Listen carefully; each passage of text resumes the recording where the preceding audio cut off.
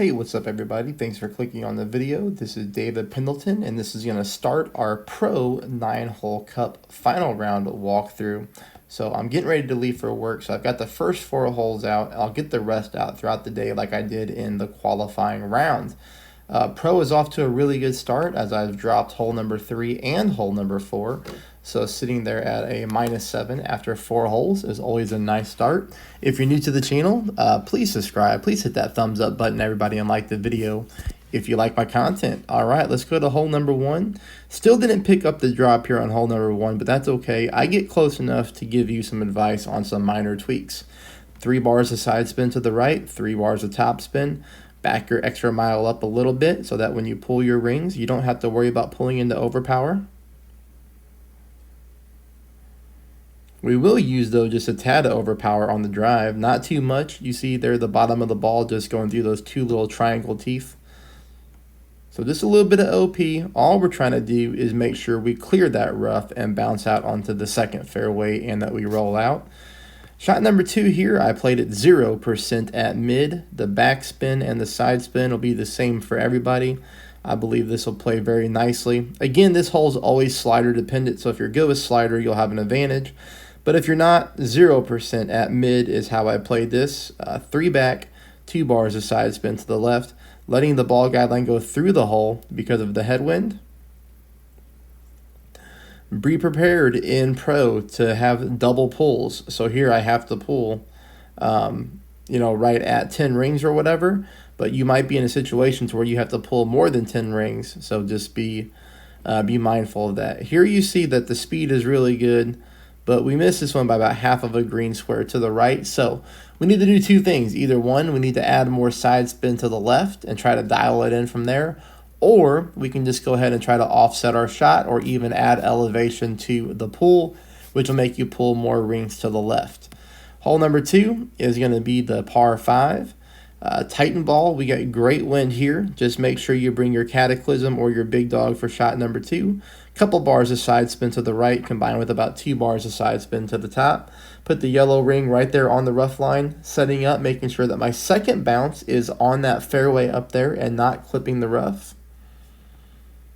Here we take a little bit of curl to the right. So I curl until the right side of my ball is covering up the blue adjustment zone. And you can see here with a perfect ball, we get a good distance, and we're going to be just fine for shot number 2. Shot number 2 allow us to play here 10% at max.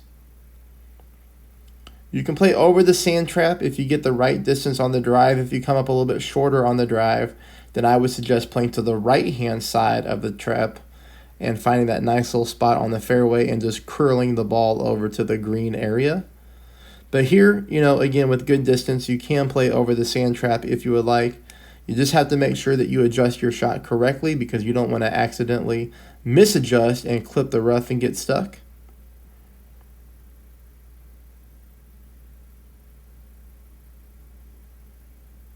But here we come in a little bit hot, but again, I'm just playing hole number 3 here for the eagle, hole number 2 for the eagle.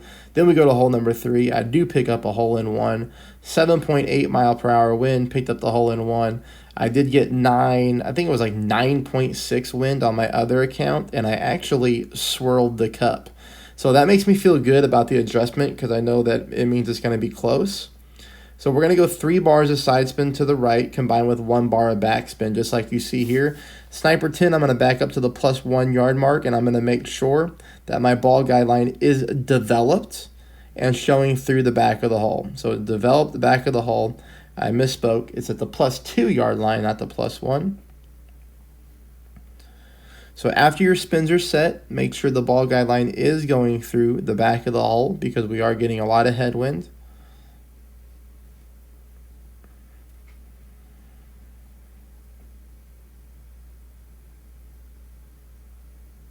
You see it comes in very nicely, hits the pin, and drops in for the hole-in-one. That'll take us here to hole number 4. I'm going to use a Titan ball. Obviously, if you want to use a Kingmaker or something with higher wind resistance and at least power 3, that would be good. I'm going to go here with 2 bars of side spin to the left and full top spin. And then I'm going to talk to you about the top spin after we see this shot here.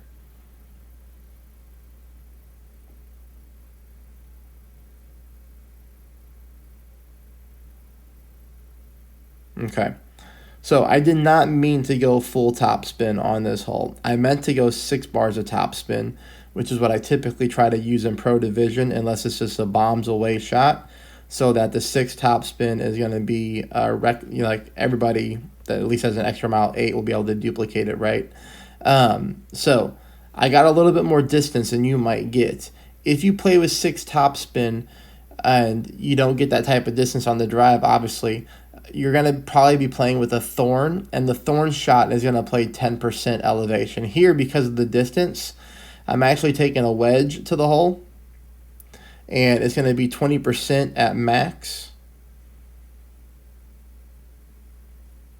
There's 20% at max here, but again, if you get less distance on your drive, you will be playing this shot with your thorn or whatever short iron that you use.